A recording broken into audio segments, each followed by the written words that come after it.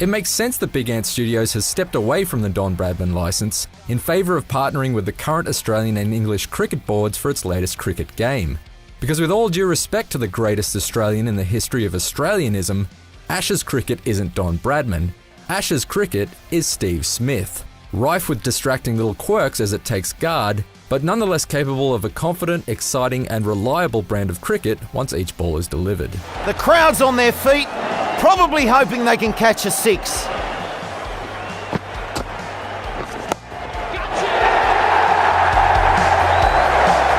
Off the bat and over the rope. Big Ant's latest just feels right in the hands. The divisive analog stick-based controls of the Bradman games return in Ashes cricket, but this time they're entirely optional.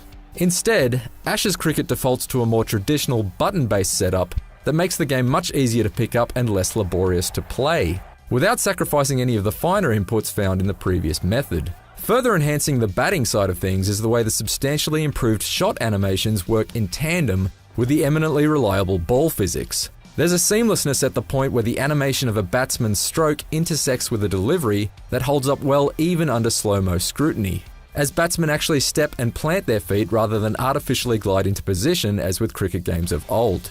With such responsive controls and players that actually feel grounded within the world, I felt better rewarded for playing the right stroke at the right time, and conversely I rarely felt my dismissals were contrived by a random chance algorithm. The AI is also noticeably smarter in Ashes cricket than before, especially in the way it proactively adjusts its fields to cut off your favourite shots and try and force you into making a mistake. Wait! However, even on the harder difficulty settings, it doesn't always nail the more nuanced strategies of the game, such as knowing when to accelerate during a limited overs run chase, 6 to win. Can they do it? and ultimately puts up a strong contest without quite being able to match the cunning of human opposition on the couch beside you or online. This wicket is potentially a turning point. While the players might not quite be able to think like humans, they certainly look a lot more like them, at least in terms of the fully licensed men's and women's Ashes squads. The likenesses of the players are uniformly excellent, right down to the unkempt chin scruff on Glenn Maxwell and the permanent smugness smeared all over Stuart Broad's face. Meanwhile, on the women's side, superstars like Elise Perry, Meg Lanning and Sarah Taylor are all recreated to equally convincing effect. Shouts all round. And it's a treat to take these teams through the full calendar of fixtures for the current men's and women's Ashes series. Ashes cricket's overall attempt at broadcast-style presentation still lacks the polish required to stand alongside the bigger budget offerings of EA Sports and 2K. And there are a number of niggles present, particularly in the replay system and the frequently incorrect commentary from Michael Slater. Certainly when it comes to offering his insight into the proceedings, it often seems less like Slater is describing a stroke and more like he's suffering one.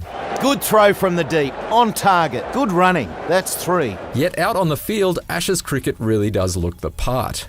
It's not just the bowlers and batsmen that have benefited from the brand new motion capture technology, but the idiosyncratic behaviours of the fielders too. And the realism is further enhanced by the shouts of encouragement from the wicketkeeper and the incessant Barmy Army chants.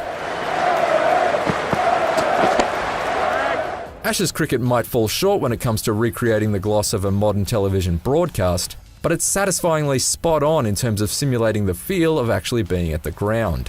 That's what the crowd have come to see. Speaking of grounds, Ashes cricket features all of the major Australian stadia featured in the 2017-18 Ashes series. But any ground not already included in the game can be built and shared with the powerful Stadium Editor, which returns from Don Bradman Cricket 17 alongside the Player Editor, Logo Editor, customizable tournaments and tours, and extremely tweakable list of difficulty settings and control setups. Ashes cricket can be moulded into the exact cricket experience you want it to be. And would you look at that? A sports game in 2017 with not a single microtransaction in sight. Nice, Gary. You can say that again, Matty. Big appeal.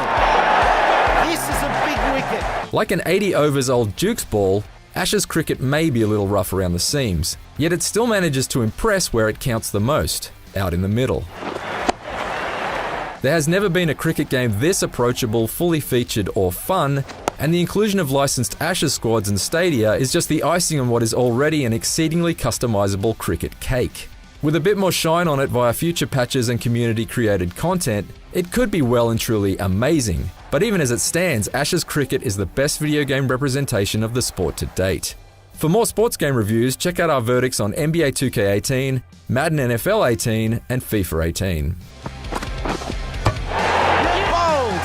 Out! The last wicket to fall. A gorgeous delivery to wrap it all up in this innings.